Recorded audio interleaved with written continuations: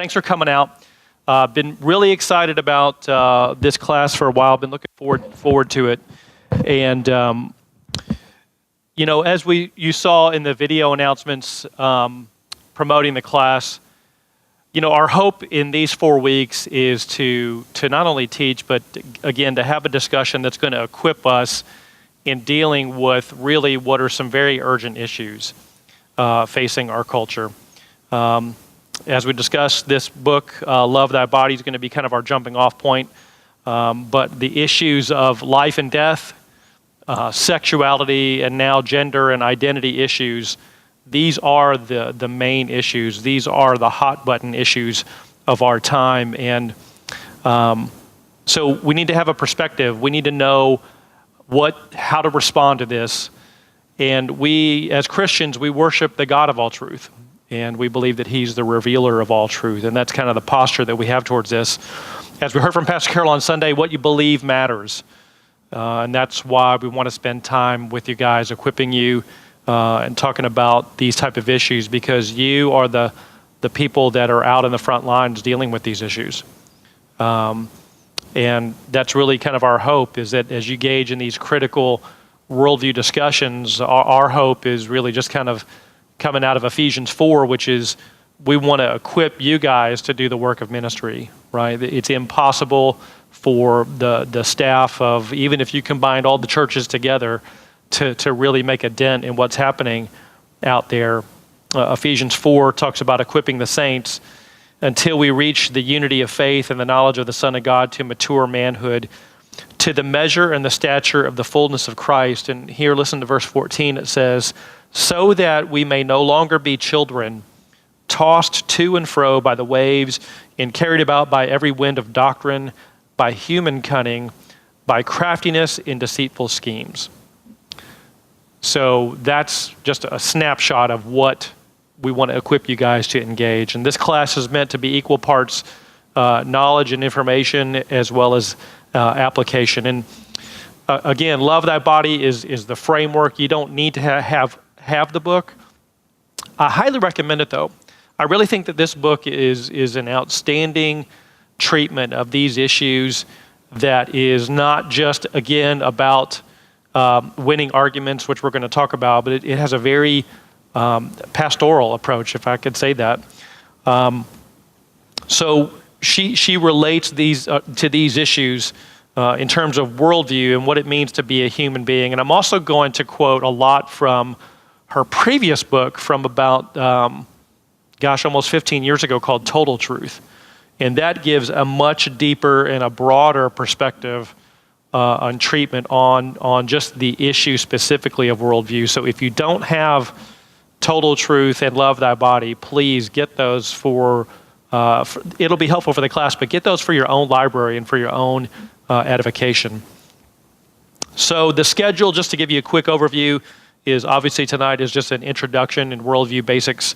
Week 2 is going to be taught by Mike Sassy, and that's going to cover the issues of life and death, where we're going to talk in detail about worldview and how it relates to the issues such as abortion, infanticide, and euthanasia.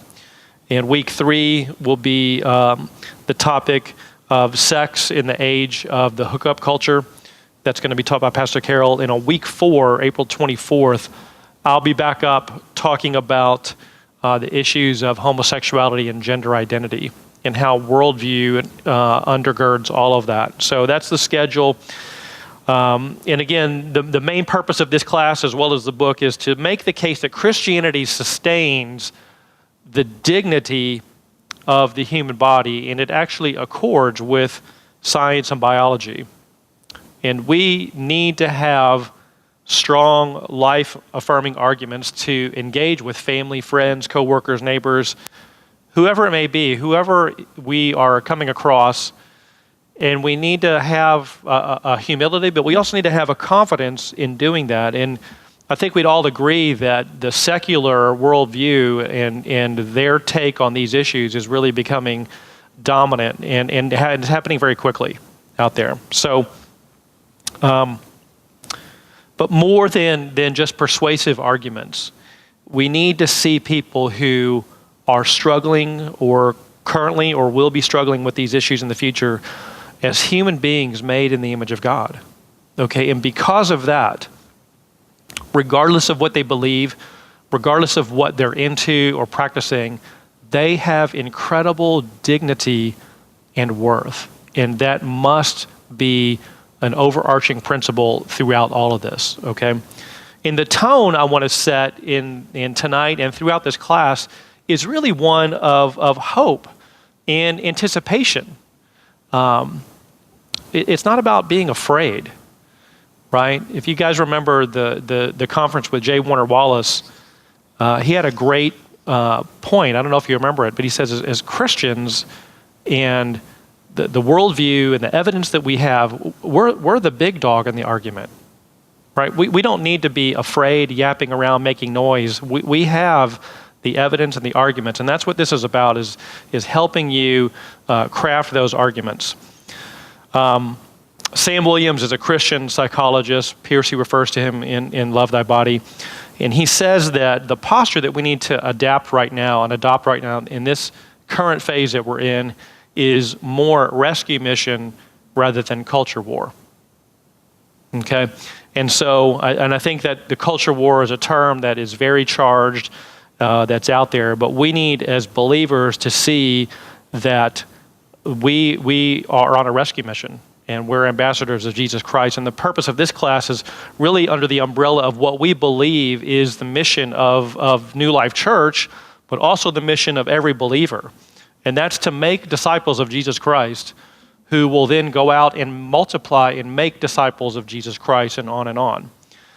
Towards the end of the book, Love Thy Body, Piercy has a great way of framing up the reason why we're engaging in these complex moral issues, and that's to keep a clear focus on the main goal. She makes the point that the main reason to address these moral issues is that they've become a stumbling block for people to even hear the gospel, right? They can't even hear the truth of Jesus Christ because of these issues. And our purpose is not to persuade people to change their behavior, right?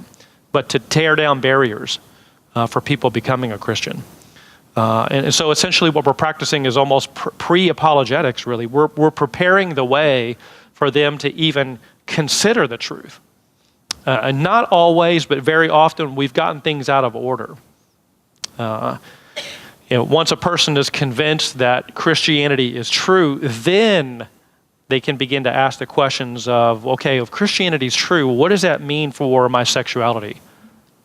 Or for my finances, or my relationships, or any other area of their life? And as believers, we often, and sometimes it's unfair, I know, but often we're known for what we're against rather than what we're for or who we're for, right? And yes, we're misquoted, we're often taken out of context, but one of the things that we need to remember is that the gospel is good news for every area of life, right? It's not just about punching your ticket and going to heaven, right? It's not just about your salvation. And there is a big difference between being saved and living as a citizen of the kingdom of God. And the gospel of the kingdom affects every area of society, every area of culture. So it's very big picture, but it's also incredibly intimate and personal. And the gospel of the kingdom should have an effect in every area of our life. I went to a conference in February, and Nancy Piercy was actually one of the speakers there. It was outstanding.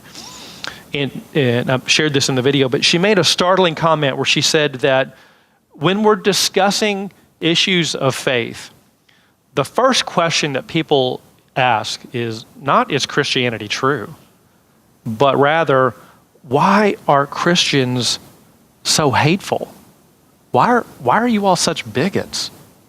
That's where people are. That's the questions that they're asking. And the collision between religious liberty and sexual liberty is happening right now in front of our eyes.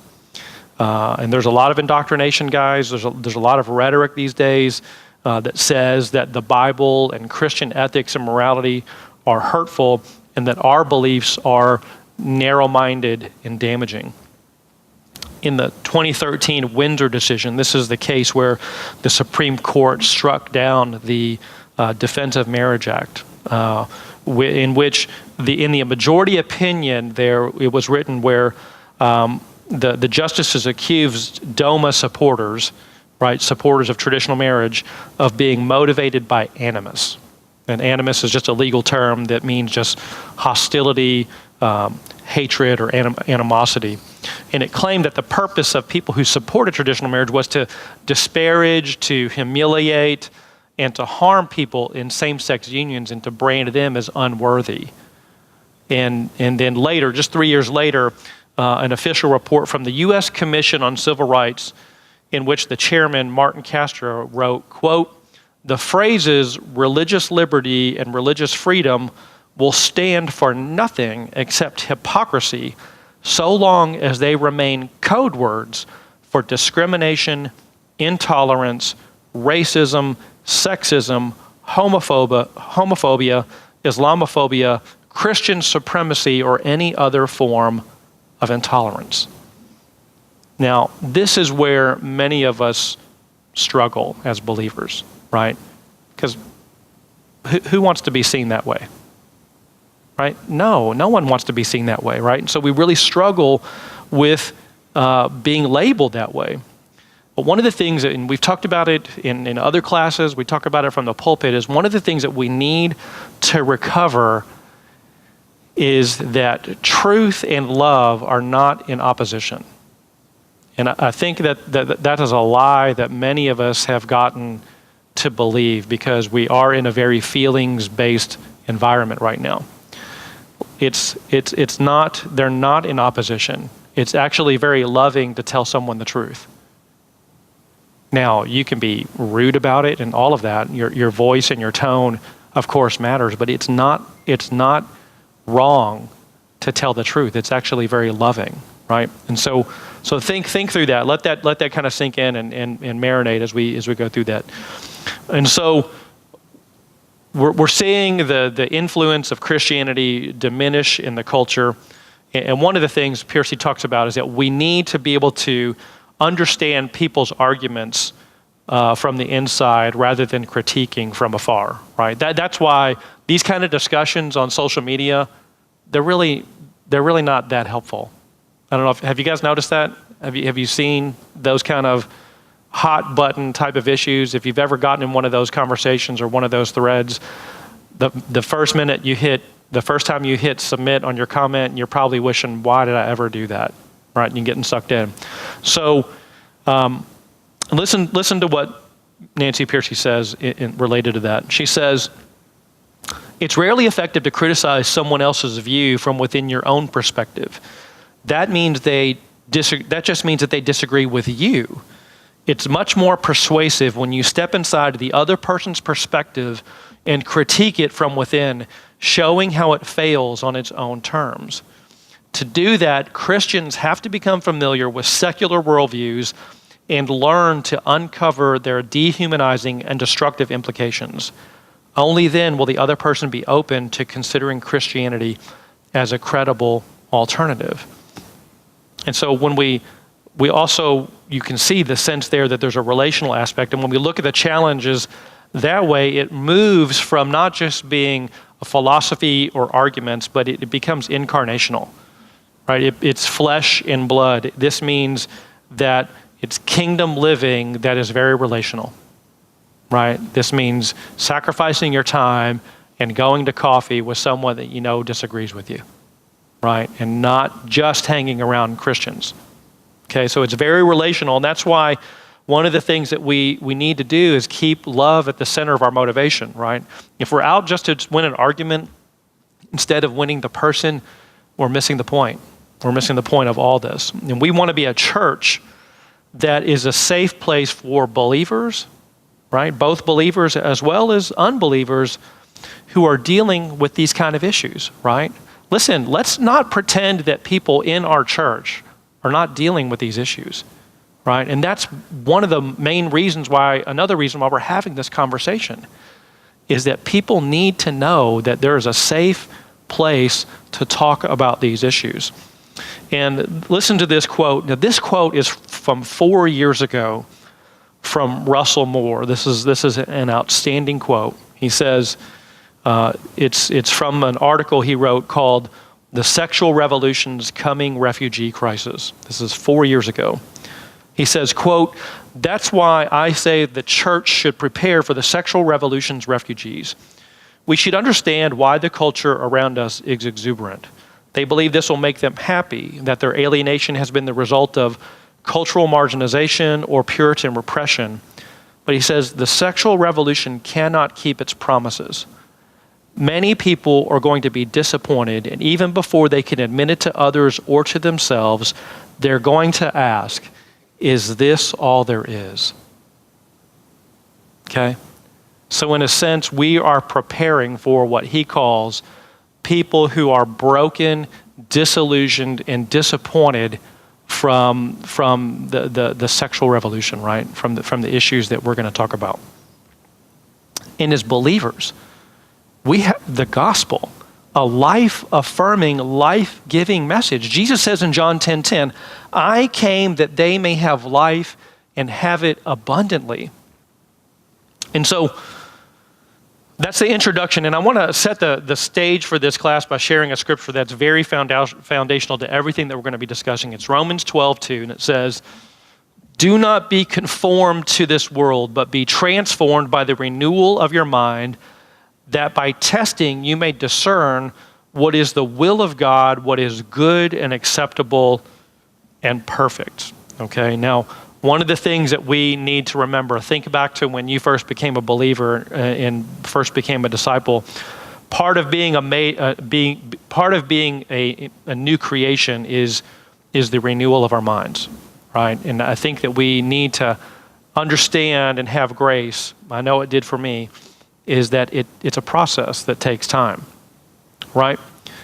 So Romans 12:2. So do not be conformed or molded, right? Don't be molded to this world, or the original word there can also be translated as to this age, to this epoch, this era that we're in, and be transformed or metamorphed, right? Transformed by the renovating of your mind. Now, notice the next word here, testing, is the next concept. That's the next word, and that is the idea of an examination, right, or a trial.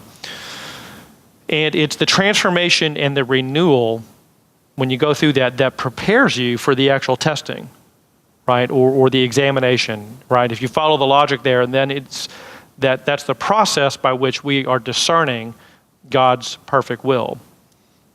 And I think we could all agree that right now, the reality is there's quite a lot of testing that's happening right now in our culture. And it's happening in real time. And the speed with which this is happening is breathtaking. It's caught many of us off guard with how to respond. I mean, really, there's a strong sense of being overwhelmed right now. I mean, I was talking to Phil earlier, and literally every single day there is some kind of new report, some kind of article about just the kind of craziness that's going on out there with these issues. Some of them are not that meaningful, but are just kind of like, really? Is that what they're doing? Like, for example, I read a report this week, a news article that says that in the Buffalo airport and then a couple weeks ago in the San Antonio airport, that they have had lawmakers have revolted against allowing a Chick-fil-A into the concourse of their airport. And the reason is that Chick-fil-A, when they looked at their tax returns, had found out that Chick-fil-A gave away $1.8 million in charitable donations to some organizations that have come under scrutiny in terms of their stance on LGBTQ issues. And those organizations are the Fellowship of Christian Athletes, the Salvation Army. And so that's something you're like, okay, really, that's going on. So there's a movie that just came out this past week called Unplanned. And so I haven't seen it yet, but it's getting really great reviews. And so what happened is Twitter deactivated the Unplanned movie account and said that you violated some rules. And so they basically just deleted their account. And of course there was an uproar, and And then they turned it back on, and people were following it, and then they were losing followers and all that. And so there's challenges there of just even getting a viewpoint out there. Now, that backfired on them because people who were catching on to what was going on, their numbers have exploded, and it did really well. I think it was number 6 at the box office. So this whole concept of, because you have a certain viewpoint, we're going to deplatform you. We're not going to let you speak. So that's happening. But a more serious case is actually closer to home. I read an article this week, and it's in national newspapers as well. A University of Louisville professor named Dr. Alan Josephson, who was actually the chief of U of L Medical School's Division of Child and Adolescent Psychiatry and Psychology for nearly 15 years, found out that he was, because of a lawsuit that he filed, that he was demoted soon after speaking in late 2017 at an event for the Heritage Foundation, which is a nonprofit, it's a conservative nonprofit. And during that event, right, during that conference, if you will, he discussed his professional opinions on the treatment of children with gender dysphoria. And these are the same views that he apparently has shared in expressed as an expert witness in various legal cases. Specifically, his lawsuit says that he made the following comments. He noted that the notion that gender identity should trump chromosomes, hormones, internal reproductive organs, genitalia, secondary sex characteristics, when classifying individuals is counter to medical science. Second, he noted that transgender ideology neglects the child's need for developing coping and problem-solving skills necessary to meet developmental challenges. And third, he indicated parents should emphatically listen to their kids and then use their collective wisdom in guiding their child to align with his or her biological sex. Okay? Several other of U of L's faculty and staff members objected to his views, and they demanded that U of L take disciplinary action. Now, he claims that the university gave into this pressure, demoted him, took him down to a junior level, and then this past February that U of L did not renew his contract, essentially firing him. And he says that they took all these retaliatory actions with an eye to ensuring that neither himself nor anyone else dares to express viewpoints that they find objectionable on medical and psychiatric issues. Okay, this is happening right here in our hometown, right? And Chris Hartzman, he's the executive director of the Fairness Campaign here in Louisville, said, Dr. Josephson's perspective on this issue is outdated and at best, and discriminatory and prejudiced at worst. He said, quote, the vast majority of folks who work with transgender adults and youth concur that supporting someone's decision to transition as early as they are sure about their desire to do so is what can save their lives. So listen, I don't know Dr. Josephson. I don't know that if he's a Christian, and I'm not even saying that he's punished for his faith. Okay, but what we can learn from this is that he was punished for not submitting to the current secular orthodoxy on gender identity. So now going forward, I believe that this is more of what persecution is going to look like in America. Listen, we are not most likely going to have to face the physical horrors and the violence that brothers and sisters in Nigeria are facing, or North Korea or Iran, just to name a few. So we won't have to pay with our lives, but many of us may have to pay with our livelihoods, jobs, reputation, influence. So that's the challenge and the opportunity before us. Now, we believe that the Bible speaks to all of reality, including these particular issues, and that's why it's very important to spend time on this issue of worldview. And before we discuss the basics of worldview, I want to take a couple moments and just set a bigger picture, a bigger framework. So what we're doing here related to worldview is not just a tool, it's not a strategy to score points out in the culture, right? Or we're not here to make you a better political activist. right? I think that we're hopefully we understand by now that politics is way downstream from culture. And culture is downstream from your worldview, right? From your foundational first principles that you believe. And I want to make the case tonight and in this class that building a biblical worldview is actually an act of worship, right? 2 Corinthians 10:5 says it's that we are to take every thought captive to obey Christ. It's also what we're doing here in building a Christian biblical worldview. It's also one of the ways that we actually fulfill the great commandment. Luke 10:27 says, "You shall love the Lord your God with all your heart and with all your soul and with all your strength and with all your mind, and your neighbor as yourself."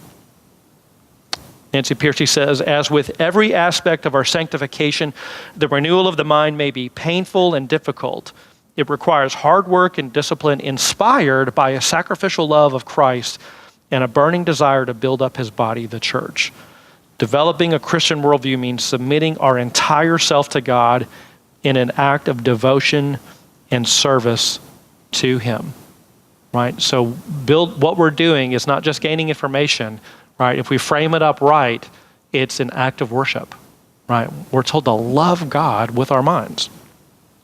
Okay, so let's talk about worldview basics. So Pastor Carroll on Sunday gave the definition that worldview is a particular philosophy of life or perception of the world, right? And it's literally how we view the world. So it's the idea that there is a lens or a filter through which we understand and interpret the world around us. So this is really important, what I'm about to say. Every system of thought, every worldview must account for three key aspects of reality. The first is creation. Everything has an origin. Where did we come from, right? How was this aspect of the world created? What was its original nature or purpose?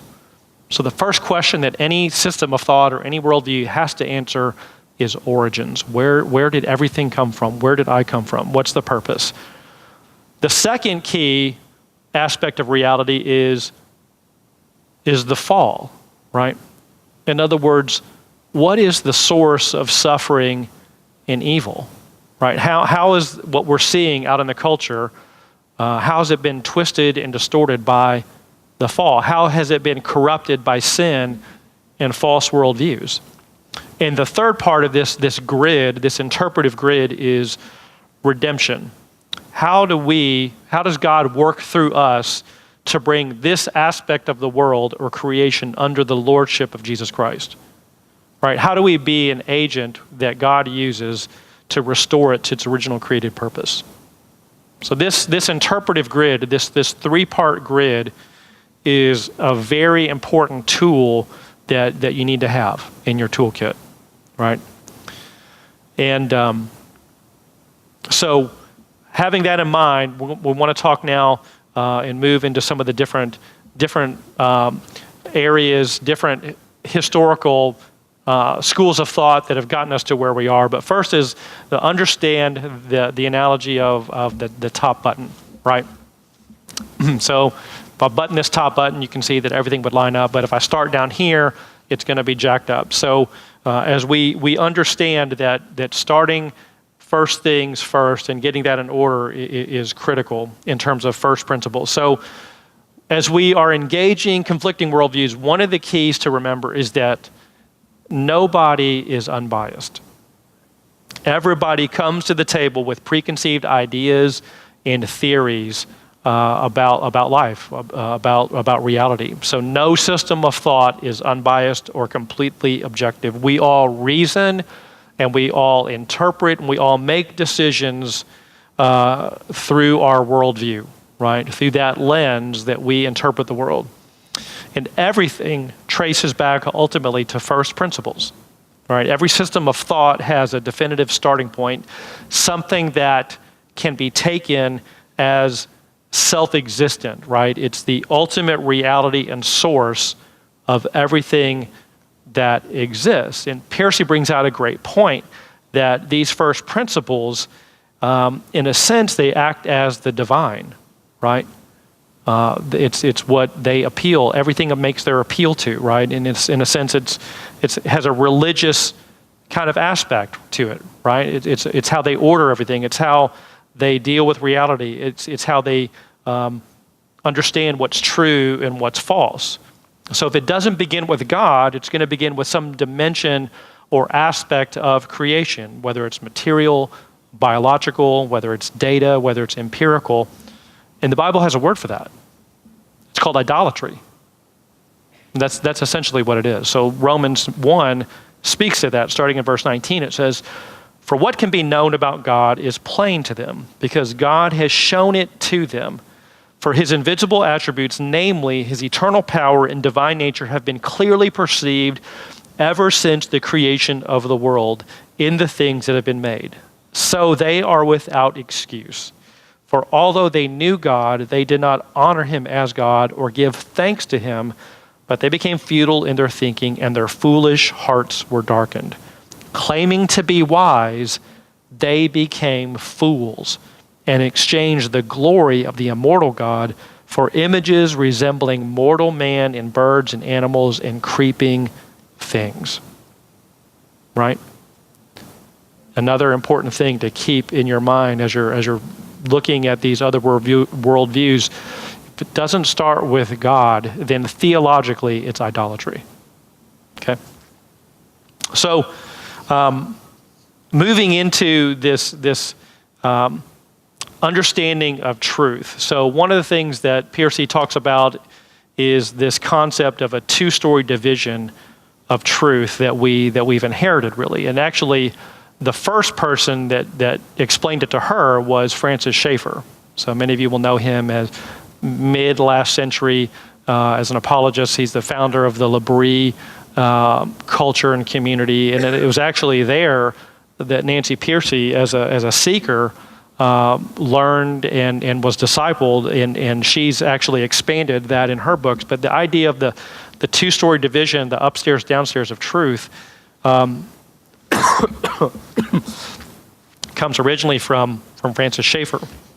And essentially what it is on the bottom, the downstairs aspect of truth is science. Excuse me. We're going to unpack some of the history of how we got there, but science, in other words, it's public, it's objective, it's valid for everyone. And then on the upstairs is theology or morality, and that's private, that's subjective, that's relativistic. And that's kind of we're going to work through the next few minutes, looking at how this dualistic view of truth, how we've inherited it, and how it applies to the issues that we're going to talk about. So I don't have time to go through, excuse me, all of the isms, but there are a lot of isms that we have that we have a history, that we've inherited, that we deal with today. I'm going to touch on 3, but again, I encourage you to read through Nancy Piercy's her books. Again, Love Thy Body's outstanding on this. But really, she does an even better job of dealing with this in Total Truth. So the first ism that we want to talk about is Platonism. Platonism. This goes back to ancient Greek and classical thought. Platonism had a stark division between the physical realm and the spiritual realm, treating the physical as less valuable than the spiritual realm, and sometimes almost even defining it as evil. Excuse me. Plato taught that everything in reality is composed of 2 primary elements, matter and form, and raw material ordered by rational ideas. So for example, think of a beautiful cathedral that's huge. I've been to one in Germany, in Cologne. It's amazing.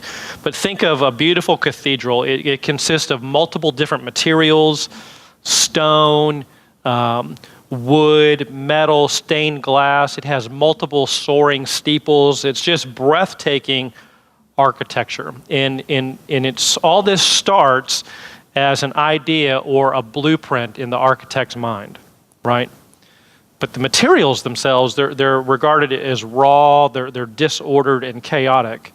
So over and above this material are the forms, right? The ideas or the concepts.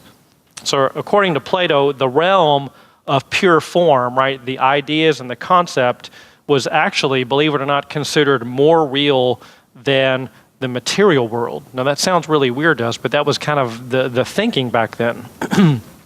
So again, thinking about our three-part grid in terms of origins, Plato regarded material as pre-existing from all eternity. And that the role of God or the deity was merely to impose order or form on those materials, right? But here's the thing, the matter has properties which the deity really couldn't completely, totally control, right?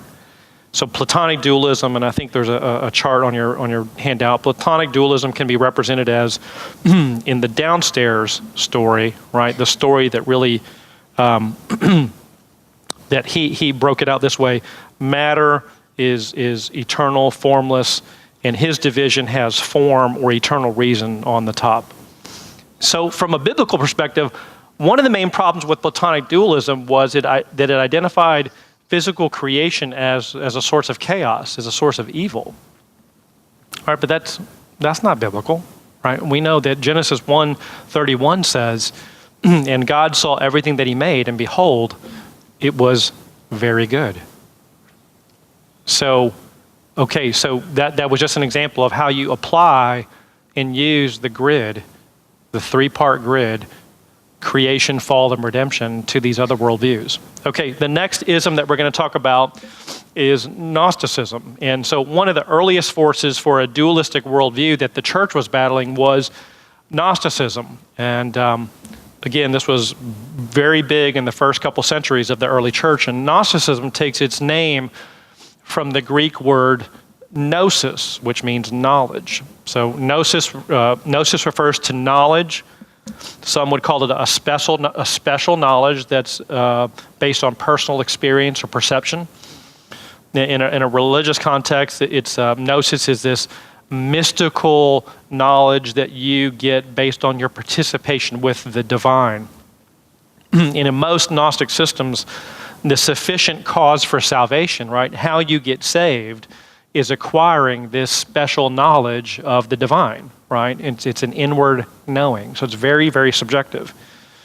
And these systems believe that the material world is created or by the works of a lower god. They call it a demiurge, trapping the divine spark within the human body. And so working through their theology or their thinking, if you want to call it that, the divine spark could be liberated by this gnosis, by this special knowledge that you can get through experience, right? It's very experiential. So some of the core teachings, I put them on your handout, are these. All matter is evil, number one, and the non-material spirit realm is good. That's really where you want to be. So being on earth and in a body, that's bad, that's evil. Number two, there's an unknowable deity or God who gave rise to many lesser spirit beings called eons. And number three, the creator of the material universe is not the supreme God, but an inferior God, again, the demiurge. Number four, Gnosticism doesn't deal with sin, right? So the problem isn't sin, it's ignorance. So Gnosticism gives you the knowledge, and to achieve salvation, one escapes this world, going to the spirit realm by gaining this special knowledge. Okay, so your wheels are probably turning in your head right now. The three-part grid is probably kicking in. And so one of the ways that we need to be careful as Christians is the way that we talk about death. Sometimes it can actually hint at Gnosticism. I'll Fly Away is a popular hymn that was written in 1929 by Albert Brumley, and some claim that it's the most recorded gospel song of all time, and it's sung by many different Christians, many different denominations, many different backgrounds. But listen to the lyrics. It says, some glad morning when his life is over, I'll fly away. To a home on God's celestial shore, I'll fly away. I'll fly away, oh glory, when I die. Hallelujah, by and by. Verse 2, when the shadows of this life have gone, I'll fly away. Like a bird from prison bars has flown, I'll fly away. Just a few more weary days, and then I'll fly away to a land where joy shall never end. Now, do you detect anything in there that we need to be careful of? We got to be careful with language like that, because in one sense, what we're saying is the real person is not there anymore, right? In a sense, that's true, right? Our spirit. But if we're not careful, we can communicate a dualistic, sacred, secular worldview related to the spirit and body, right? The third part of the Christian worldview, a grid, addresses redemption in this way, and that we're ultimately going to receive a resurrected body like Jesus. We're not going to be in a disembodied spiritual state forever. That's temporary. That's not our ultimate destination. 1 Corinthians 15:42 starts off, so is it with the resurrection of the dead. What is sown is perishable. What is raised is imperishable. It is sown in dishonor. It is raised in glory. It is sown in weakness. It is raised in power.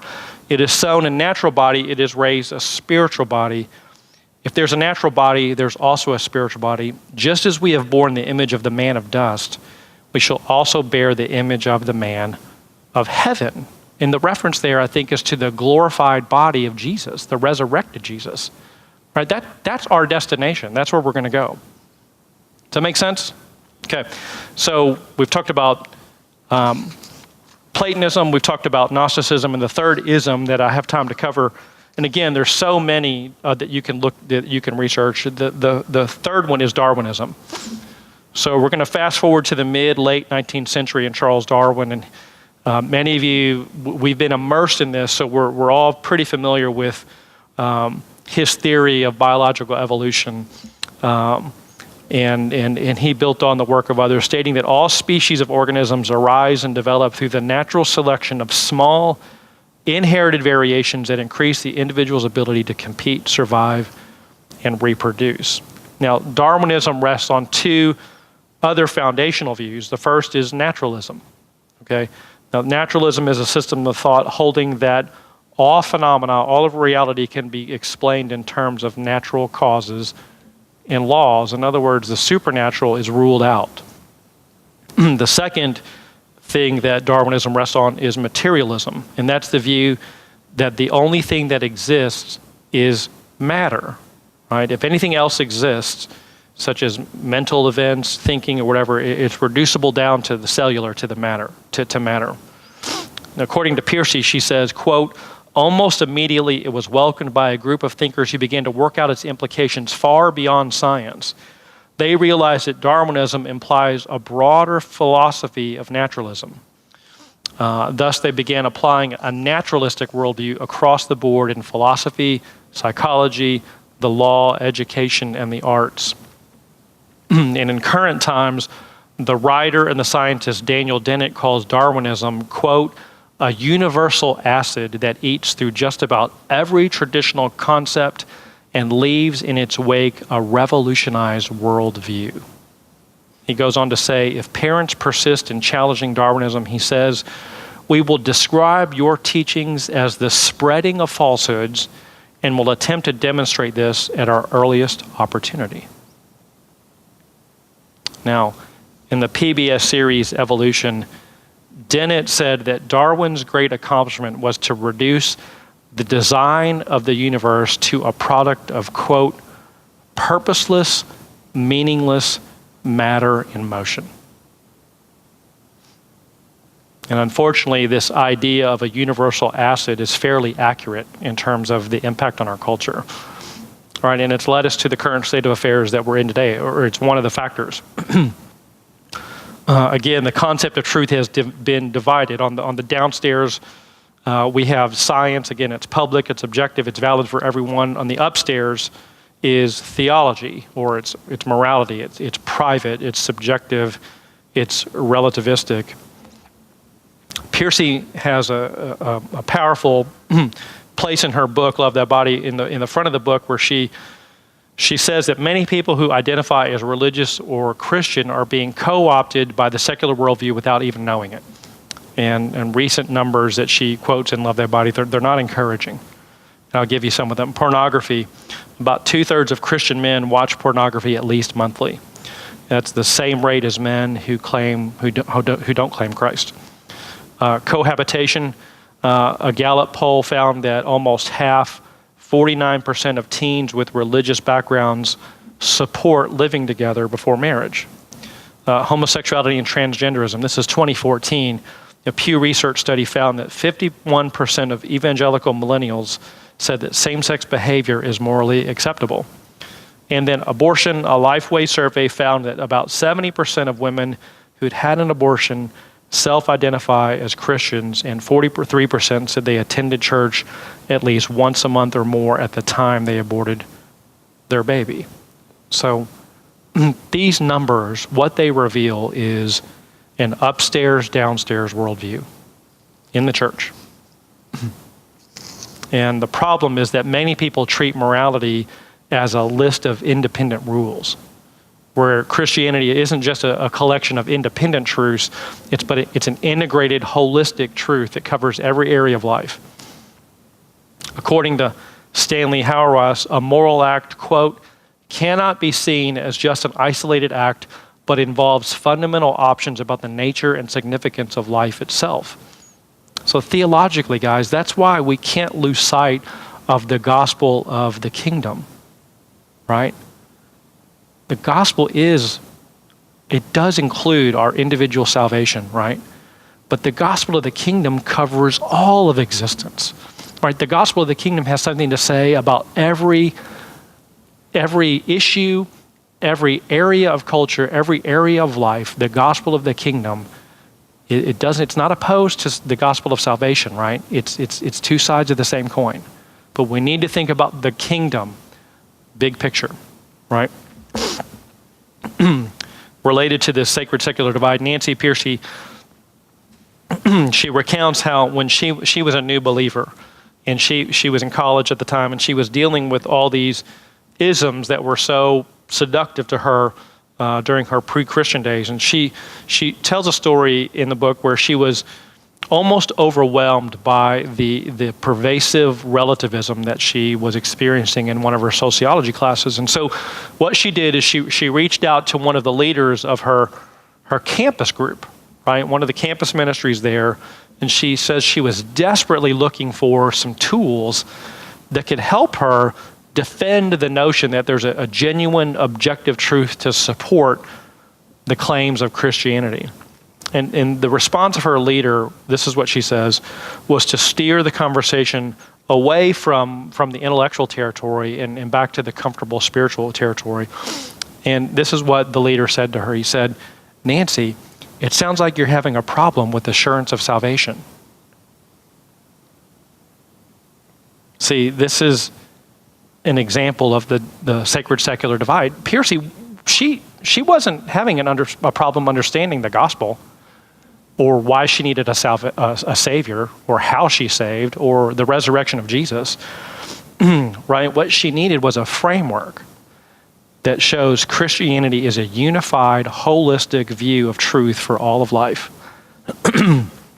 In two-story Christianity, on the bottom we have the secular, which is the body, our intellect, our work, professional work. And on the upstairs, right, the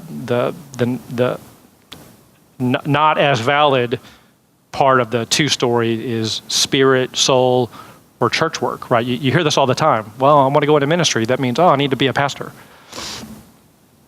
Or I need to go in the mission field. Well, that's a sacred secular view of work, right? You are out there where you have an influence.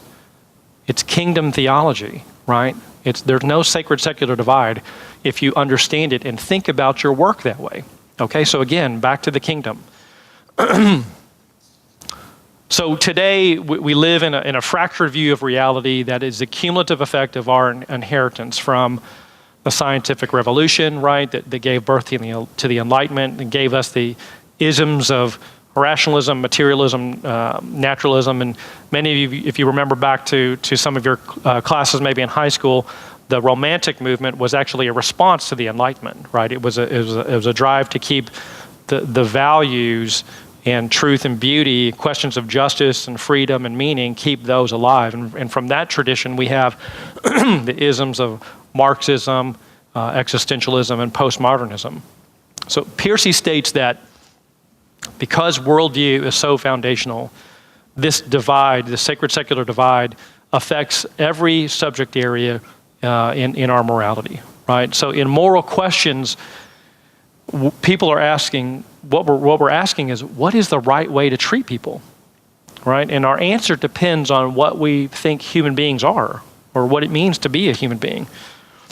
I believe personally that one of the most powerful and loving things that we can say to someone who has a materialistic or a Darwinian worldview is to tell them that they are not an accident. Right? You're not just some random cluster of cells and tissue that has no meaning or purpose. Right? Because if you really look at the logic of Darwinism, that's what it is. You're random. You have no purpose, right? And so, again, back to the truth and love, one of the most truthful and powerful and loving things that we can say to someone is like, hey man, I understand we disagree, but I don't think you're an accident. I think that you have incredible value and dignity and meaning, and the reason is you're made in the image of a loving God. Right? Does that make sense? So the key to understanding the hot button issues of the day is that human being, right? And this is where we're coming to, where we're going to unpack these issues in the next few weeks, is that the concept, not just of truth, but of what it means to be a human being has been split into an upper and lower story, right? Secular thought assumes a body person split with the body defined in the fact realm of empirical science, what you can test, that's the lower story. And the person is defined in the values realm as the basis for rights or identity in the upper story. So this dualistic worldview has led to a fractured and fragmented view of human beings where the body is treated as separate from the authentic self. And one of the most destructive ways that this manifests itself is in the concept of personhood theory. Pastor Carroll mentioned Sunday how the biblical view of the human being was severed by the Supreme Court in the 1973 Roe versus Wade decision. And in that decision, it ruled that even though a baby in the womb is human, it doesn't qualify as a person under the 14th Amendment, right? So again, there's a little chart here for you. Abortion rests on personhood theory, right? And the division is right there in front of you. So personhood theory basically is, it basically states that there's a separation, there's an acknowledgement that scientifically and biologically the baby in the womb is a human being, but it has not acquired the rights and the status of personhood, right? In other words, it hasn't exhibited certain characteristics like awareness, like a drive to survive, avoidance of pain, seeking pleasure. Whatever the case is, the baby in the womb has not attained that level of status yet. And that's the logic. That's why, because it's not a person, we can abort that baby, right? And that's the logic. That's what personhood theory essentially is this separation between the body and what it means to be a human being. One of the things that you hear me talk a lot about is my love-hate relationship with social media. Now, and I still am at that place, but one of the things that I use Twitter for is I get my news from Twitter, but I also follow people that I want to know what they think about. I want to know what they're saying. But I've also started following people in the last few years that I know I totally disagree with. And I know when I read their tweets, they're going to make me mad. It's true. I get fired up, but I'm trying to be intellectually honest. I'm trying to get out of my echo chamber and understand where people are coming from, right? Because if I really believe they're made in the image of God, I'm going to do that. So I came across a Twitter thread just 2 days ago. And down in Georgia, there's a big bill. I'm not sure if it's passed. It's passed, but it hasn't been signed yet. It's called I think it's the heartbeat detection bill, which basically says that you can't abort a baby once the heartbeat's detected. So it's very, very strongly pro-life, but people are going nuts about it. So I saw this tweet, and then I followed the person who wrote the tweet, and I want to give you it was a long Twitter thread. There were like 18 different tweets in this one thread, and I'm just going to read you a couple of them. And this is the thinking out there on this particular issue related to abortion. She says, it's not about privacy. And so listen, use your grid, use your logic as to detect some things in what I'm about to quote. It's not about privacy. It can't be about privacy because privacy is subjective. It's all about equal protection under the law, all caps. You can't enjoy full personhood without complete bodily autonomy. And yes, that includes trans folks, disabled folks, immigrants. Her next tweet is, we're talking about abortion more, which is a good thing. It's a medical procedure like a colonoscopy. And don't come at me with how it's different because a colon polyp isn't a tiny sentient human like a fetus is. It's not a person with personhood, all caps. And third, if you are arguing against safe and legal access to abortion because you read in a poorly translated book somewhere that God above thinks it's murder, this is not intellectual amateur hour. Come back when you get the training wheels off. Scripture isn't logic or reason. Right?